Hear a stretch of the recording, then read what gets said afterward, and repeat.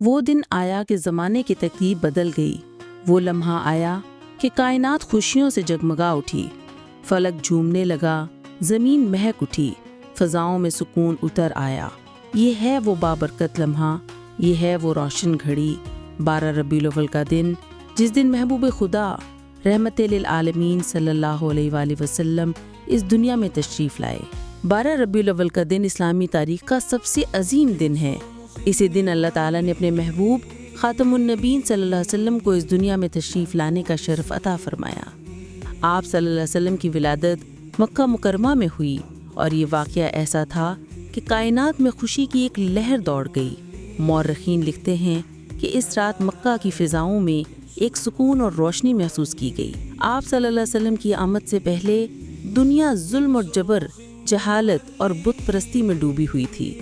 طاقتور کمزور کو کچل دیتا، عورت کو زندہ دفن کیا جاتا، انصاف صرف طاقتور کا غلام تھا۔ لیکن آپ صلی اللہ علیہ وسلم کی تشریف لانے سے انسانیت کو وہ پیغام ملا جس کی روشنی آج بھی دنیا کو جگمگا رہی ہے۔ دنیا کے مسلمان آج بھی 12 ربیع الاول کے دن کو عقیدت و محبت کے ساتھ مناتے ہیں۔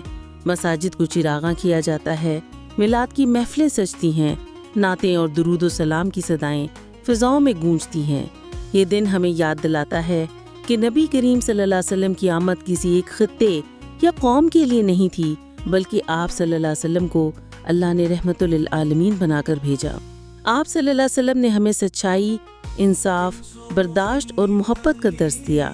آپ کی زندگی کا ہر پہلو ایک کامل مثال ہے۔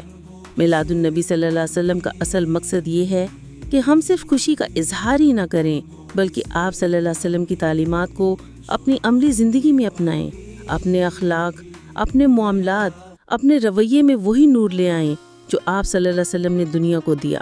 12 ربیع الاول کا دن ہمیں یہ پیغام دیتا ہے کہ اگر ہم اپنے نبی کریم صلی اللہ علیہ وسلم کی تعلیمات پر عمل کریں تو آج بھی دنیا کے اندھیرے ختم ہو سکتے ہیں، ظلم مٹ سکتا ہے اور انسانیت امن و سکون کی راہوں پر چل سکتی ہے۔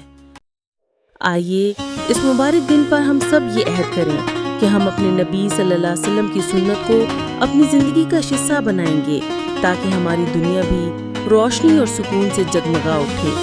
یہی اصل میلاد کا پیغام ہے۔